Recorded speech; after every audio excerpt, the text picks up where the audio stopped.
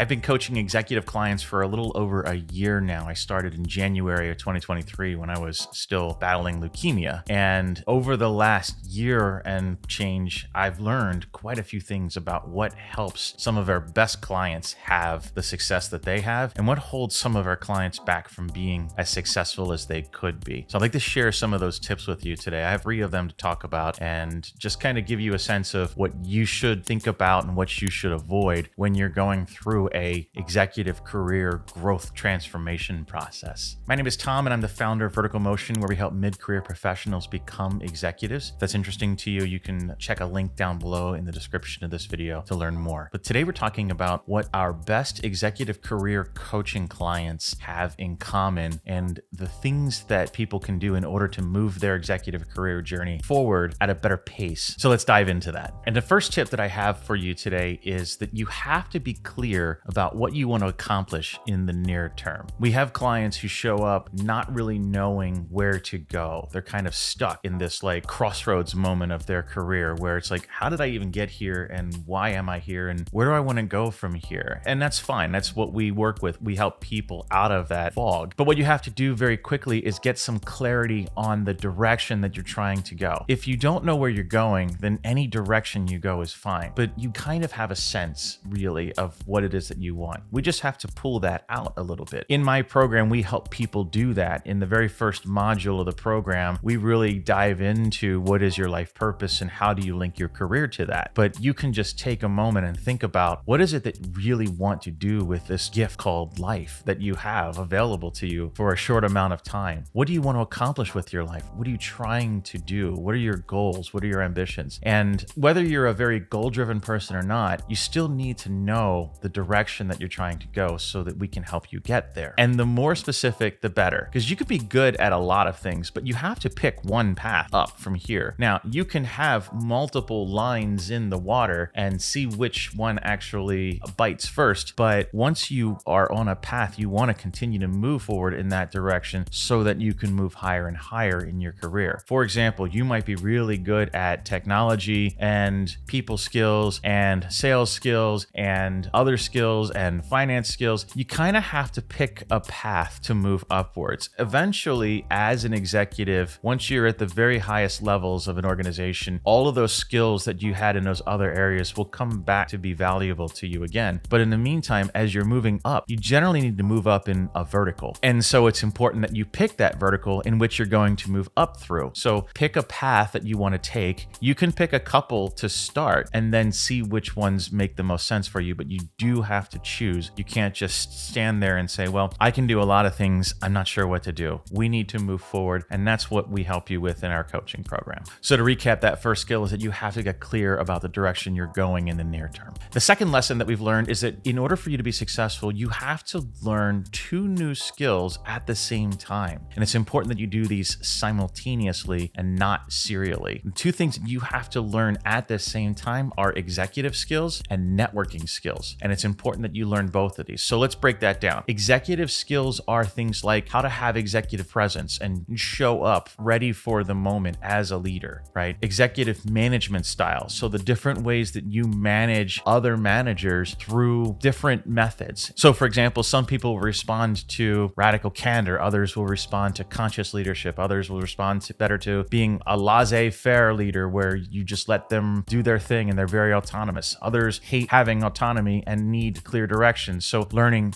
all of these management styles that you can employ as an executive is an important thing to learn. You also need to learn how to be strategic, how to create a vision, and how to share that vision. So you need to learn executive communication skills, executive time management skills. All of these things are skills that you're upskilling on, and they're important to have these skills in order to become an executive. The other set of skills that you have to learn at the same time are executive networking skills. So this would be like outreach, building your executive brand, and creating thought leadership pieces that help people understand that you have a very good perspective on a topic that's important to your industry. You have to put yourself out there in a way that people see you as a valuable executive that they want on their team. But here's the thing. We've been teaching this serially, where we start with the upskilling and then move into the networking. Our best clients had success when they did these things simultaneously. And if you take a step back and think about what's going on, it makes makes sense, because at the end of the day, when you are learning new executive skills and then you turn right around and talk about those skills that you're learning online, you get this positive feedback loop. So you share new